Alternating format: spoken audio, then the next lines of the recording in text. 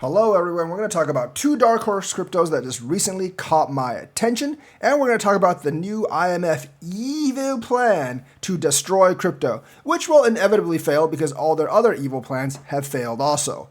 The first coin I want to talk about is Helium. Yes, I've been saying it's a reward token, but maybe not anymore because they have announced two successful trial tests with two big carriers. Now, it is a little bit shady because we don't really know who those carriers are. On all the articles, it just says Carrier 1 and Carrier 2. But it's not like they're taking over the entire business of the carrier. No. The carriers are just offloading the access traffic they can't handle on the Helium network. Now, Helium network is generally limited to larger cities, but that's okay because larger cities is where all the mobile traffic is anyways, and the data traffic. And these carriers need someone to offload the data to, which means that's right, Helium might have some utility in the future. Now, I've been saying that utility does not impact price, and that's true. The hype and FOMO of these carriers, however, has impacted price. They will come down, but probably at a higher bottom line when it comes down.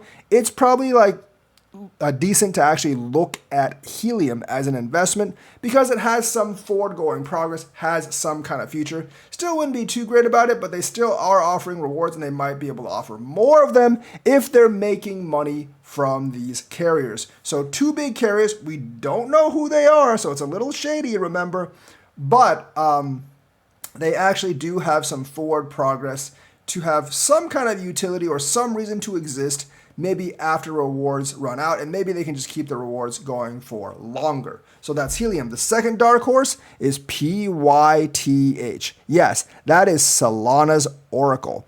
Why? Because now it not only powers Solana, it could power Telegram or TON network. They've made an alliance. It looks like Telegram's not really that interested in making their own Oracle, so they might just use Solana's. Now, I do believe that Solana and Telegram are two of the best ecosystems in the future. Solana, because it's already got a pretty big one, but Telegram, because it's building, it's growing fast, and because they have a gigantic user base to draw from.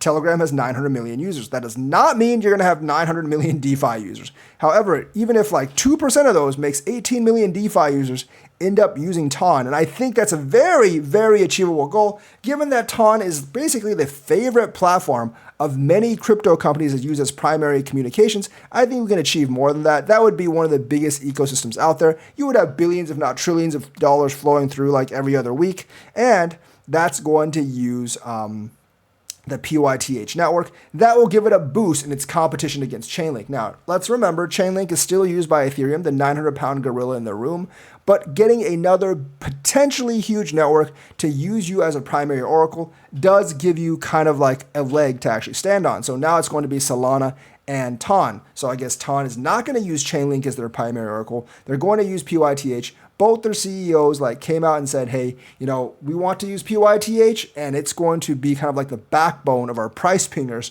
for our DeFi. So that's very good news for TON investors, and that just makes me, PYTH investors, and that makes me very bullish for them because I do think TON has big potential.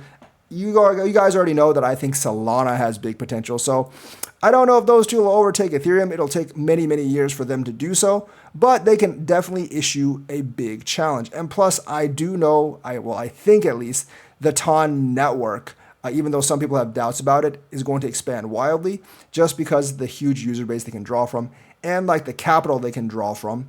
And plus, they are actively trying to expand that ecosystem. So this is an extremely, extremely good partnership for PYTH. So that is the second dark horse. Now let's talk about the IMF's evil plan to destroy crypto. Comes in the form of taxes for mining. Now, they're going to have some problems implementing this plan because the IMF doesn't actually control anything. They're not like a government or anything, so they have to convince all the various world governments to actually tax crypto mining, and some of them have not been too receptive. I think they're going to have trouble even in the United States because several governors are opposed to it as well. But they want to oppose kind of a green tax on crypto mining up to as much as 85%. But this inevitably might actually help crypto to their demise because I don't think BlackRock, Fidelity, and Co. are going to just give up on Bitcoin because they have like hundreds of billions of dollars in this stuff.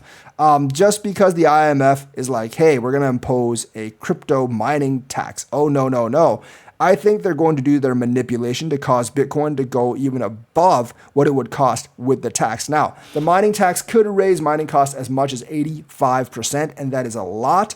But that could just mean an 85% rise for Bitcoin, which, hey, you know what? I'm all about. I don't have to take up the mining costs because I don't mind. But an 85% increase in Bitcoin price, I like that. And that will boost up alts as well. So the IMF, even though they're trying to annihilate crypto, might inevitably make crypto go to the moon because they're not thinking about this. They're trying to play chess in 2D. They're like, hey, if we increase the mining cost, people will drop out of mining, Bitcoin will fall, and then crypto will be done. And then we have no competition for our SDR or anything else. No, no, no, no. That's not how it works. They're going to make crypto go above 100,000 and stay above 100,000 for sure and take even more of the global economic system. So I think the IMF is just pwning itself for the most part if they decide to do this. And I don't think they'll actually make this work because the smaller countries probably won't agree. Like, when IMF threatened El Salvador to let go of Bitcoin, El Salvador just told them to go kick rocks. And I think a lot of other bigger countries as well as smaller countries are going to tell them to go kick rocks as well. So that's the news for today. Let me know what you think. Like and subscribe, hit that bell notifications button. Thank you and have a nice day.